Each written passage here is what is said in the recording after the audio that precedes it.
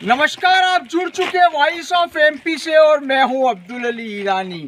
नीमच विधानसभा से कांग्रेसी के प्रत्याशी और किसान नेता उमराव सिंह जी गुर्जर मेरे साथ मौजूद है। अभी फिलहाल हम लोग मुंडला गांव में हैं।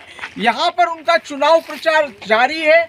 हम लोग उनसे चुनाव प्रचार के दौरान बातचीत करेंगे, क्या खास मुद्दे हैं उस पर बात करेंगे।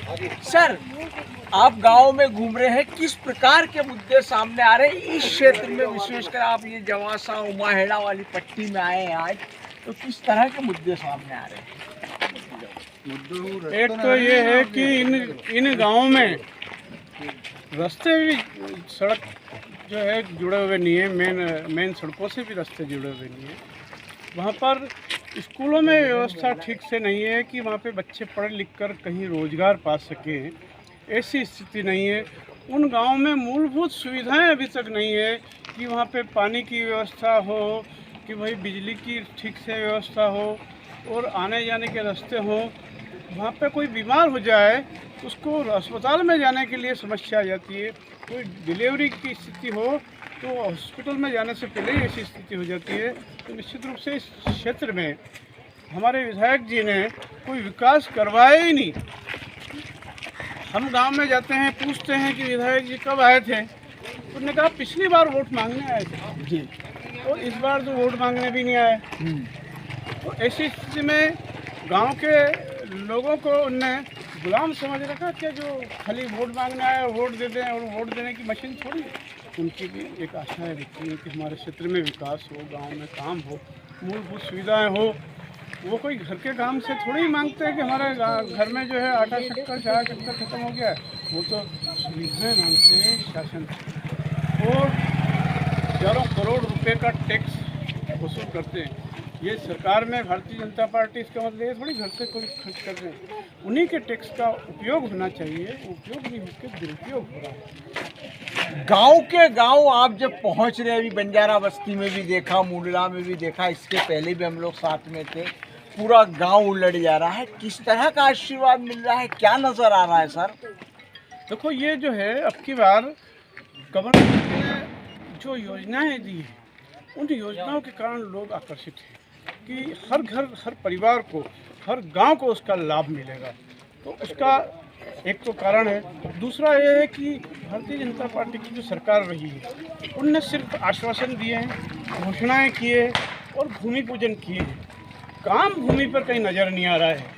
तो लोगों में ये है कि भाई जब वो काम कर ही नहीं रहे हैं तो हम सरकार को बदलेंगे, और इस क्षेत्र के मतदाताओं ने निर्णय कर लिया कि बार सरकार को बदलेंगे, चाहे जितनी वो अफवाहें उड़ाए, चाहे जिस तरह के लालच दें, लेकिन गांव के लोग इस लालच में नहीं आने वाले हैं, न ही इन अफवाहों में जो है आने वाले हैं। सिर्फ और सिर्फ ये है, वो चाहते हैं कि आगे आने वाली सरकार हमारी विकास। लाडली बहन का जवाब नारी शक्ति से दिया जा रहा है, नारी शक्ति या नारी सम्मान योजना, क्या करेंगे? देखो, ये लाडली बहना योजना की शुरुआत इनने इसलिए की कि कमलनाथ जी ने अपने वचन पत्र में ले लिया कि आपने जो है नारी सम्मान करेंगे और उसमें 1500 रुपये प्रति महीना देंगे। तब इनकी जो है बत्ती जली, और लालच देने के लिए कि हमारी सरकार है तो इधर उधर से लोन लेके और 1000 रुपये और 1250 रुपये महीने दे रहे हैं। सिर्फ 3 महीने के लालच में यहाँ के लोग मतदाता आने वाले नहीं। वो उनको मालूम है कि हम 5 साल की सरकार चुनेंगे और 1500 रुपये महीने लेंगे। ये महिलाओं को आश्वासन है। और महिलाएं जो है उसमें जो दिया जा रहा है लाडली लक्ष्मी योजना, उसमें लगभग 30% महिलाओं को मिल रहा है, 70% महिलाओं को तो मिल ही नहीं रहा। जो 60 साल से ऊपर महिलाओं को नहीं मिल रहा, जो 21 साल से कम उन महिलाओं को नहीं मिल रहा है। तो इन लोगों की कोई ऐसी वो पॉलिसी नहीं है कि इनको जो है सुविधा के लिए या इनके हक के लिए कोई योजना हो। इनका यह है कि चुनाव में वोट लेने के लिए, लालच देने के लिए सिर्फ इस योजना को लागू किया है। यहाँ की महिलाएं और लोग समझदार हैं, उनको ये मालूम है कि चुनाव के समय में लालच के चक्कर में हम नहीं आने वाले। मंडी अध्यक्ष रहे आप, आपके साथ किसानों ने भी काम किया, हम वालों ने भी काम किया, व्यापारियों ने भी काम किया। उस कार्यकाल को खास तौर पे किस तरह याद रखते हैं और उसका इस वक्त के चुनाव पर किस तरह का प्रभाव पड़ रहा है? देखिए वो जो मंडी अध्यक्ष का कार्यकाल था वो एक स्वर्णिम कार्यकाल था और उसमें किसानों की, व्यापारियों की और मजदूरों की हर वर्ष की सुविधा के लिए हमने काम किया। उनको कोई व्यवस्थाओं में कमी न रहे इसके लिए काम किया। उसके बाद मेरे जाने के बाद लगातार मंडियों में अव्यवस्था हुई और 15 साल से विधायक है, लेकिन मैं कभी झांक के नहीं देखा मंडियों को।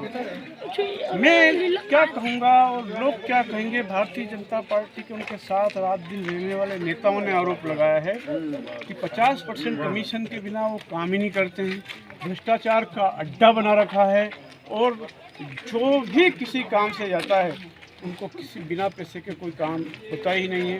तो किसानों की जो समस्याएं आ जा रही है, जो व्यवस्थाएं खराब है मंडी में लगातार आवकें कम हुई है।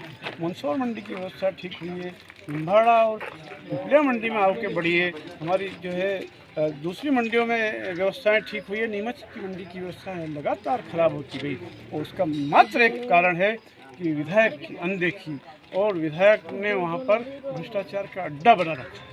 सर एक बंगला बगीचा एरिया भी है, उसे लेकर भी नीमच की बात करें विधानसभा में क्षेत्र में तो माहौल गरमाया हुआ है सर। देखो बंगला बगीचे की समस्या तो आज भी ज्यों की त्यों है। इस 20 साल में कोई प्रयास ही नहीं किए गए। भाजपा विधायक इसे कांग्रेस की देन कहती है। देखो ये वो कहने से कुछ नहीं होता। ये तो वहाँ के बंगला बगीचा वासी ये जानते हैं कि 20 साल से हमको सिर्फ आश्वासन मिल रहा है और आश्वासन से काम नहीं चलता है। कम से कम ये है कि काम नज़र आना चाहिए। उनने योजना ही ऐसी बनाई कि उसको उलझा दिया, वो उलझा कर और जो पैसे दे रहे हैं उनको, जो भ्रष्टाचार हो रहा है वो सबको मालूम है। भ्रष्टाचार के कारण लोग परेशान हैं, हैरान हैं और जो ज़मीन उनकी है, वर्षों से उनकी है, जो उनका हक है, उसमें मकान नहीं बना सकते, उसमें जो है नल और बिजली नहीं मिल सकती, उनको अन्य सुविधाएं नहीं मिल सकती।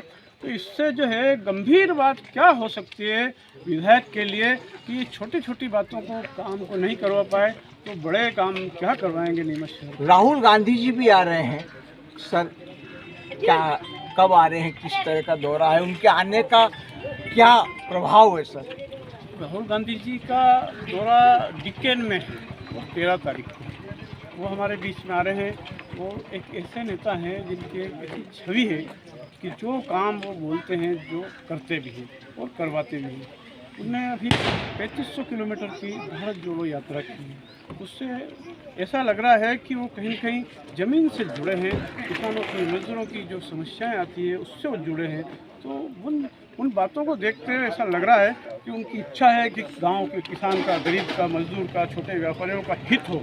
और आगे आने वाली सरकार जब कमलनाथ जी की बनेगी, जब कांग्रेस की बनेगी, तो वो राहुल जी ने जो देखा है उन योजनाओं पर काम होगा, धरती पर काम हो और किसान, गांव के लोग आगे बढ़ें और उनको अपने हक मिले, उनको फसल का उचित मूल्य मिले। इस चीज़ की जो है वो लड़ाई लड़ रहे हैं और निश्चित रूप से सरकार बनने के बाद वो हक किसानों को मिलने चाहिए। सर आखिरी सवाल, क्या अब की बार उमराव सिंह गुर्जर, क्या अब की बार परिवर्तन की बयार?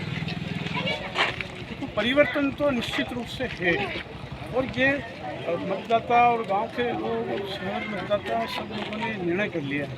विधायक इतना निष्क्रिय होने के कारण लोग ये कह रहे हैं कि अब की बार परिवर्तन, कांग्रेस की सरकार, कमलनाथ जी की सरकार। जो कोई कहते हैं कि कांग्रेस के पक्ष में हवा चल रही है, तो लोग यहाँ पे कहते हैं कि आंधी चल रही है। सारे के सारे गांव के मतदाता ये निर्णय करने जा रहे हैं कि अब की बार बदलेंगे और इतने बड़े बहुमत से बदलेंगे कि यहाँ पर इतिहास रचा जाएगा। और जब भी नीमच की बर्बादी का कोई इतिहास लिखा जाएगा उसमें दिलीप सिंह परिहार का नाम सबसे ऊपर होगा, क्योंकि उस समय ये 15 साल से विधायक रहते हुए इस क्षेत्र की बर्बादी उन्होंने की है। इस क्षेत्र में किसानों के ऊपर झूठे केस बनवाए हैं। इस क्षेत्र के अफीम और जोड़े चूड़े के मामलों में किसानों को झूठे केसों में फंसाया जा रहा है और सफेमा की कार्रवाई की जा रही है। जो उनकी हक है, ज़मीन है, उस पर भी जो है झूठी कार्रवाई उनके द्वारा की जा रही है। लेकिन कहीं वो किसान के साथ खड़े होते हुए नज़र नहीं आए कि मैं किसान के हक में लड़ूंगा। इसी स्थिति में किसानों में बड़ा आक्रोश है। उमराव सिंह जी गुजर साहब का कहना है कि किसानों में बड़ा आक्रोश है और ख़ास करके उनका कहना है कि विधायक दिलीप सिंह जी परिहार जो है उन्होंने 15 साल में नीमच के लिए कोई काम नहीं किया। साथ ही उन्होंने इस बात को भी कहा कि कांग्रेस की हवा नहीं आंधी चल रही है और अब की बार परिवर्तन की बयार है, ऐसा उमराव सिंह गुजर का दावा है। वॉइस ऑफ एमपी के लिए मेरे सहयोगी अशफाक बर्मन के साथ अब्दुल अली ईरानी।